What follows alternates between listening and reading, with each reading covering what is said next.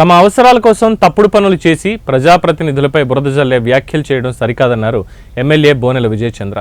అవాస్తవపు వ్యాఖ్యలు చేయడం సరికాదని, అవినీతి అక్రమాలు చేసిన ఎంఆర్ఓను ఓ ప్రజాప్రతినిధిగా నిలదీయడం తప్ప అని పార్వతీపురం ఎమ్మెల్యే బోనెల విజయచంద్ర ఆవేదన వ్యక్తం చేశారు.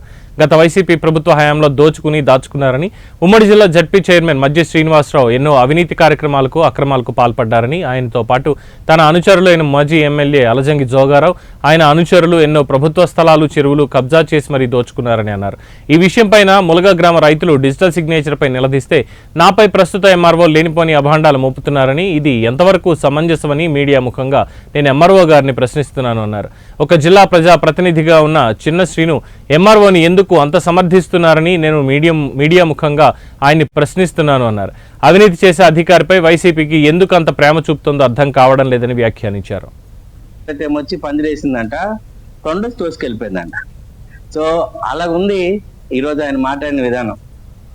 ఈయన జరిగిన ఇన్సిడెంట్ కి, ఆ ఎంఆర్ఓ బిహేవియర్ కి ప్రధాన కారణం ఎవరైనా ఉన్నారు అంటే అది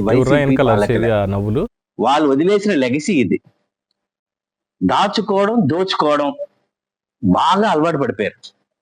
ఆ దాహం తీరనిది అని మన కవితలో చెప్పుకుంటాం కదా. వైసీపీ గవర్నమెంట్ లో పనిచేసి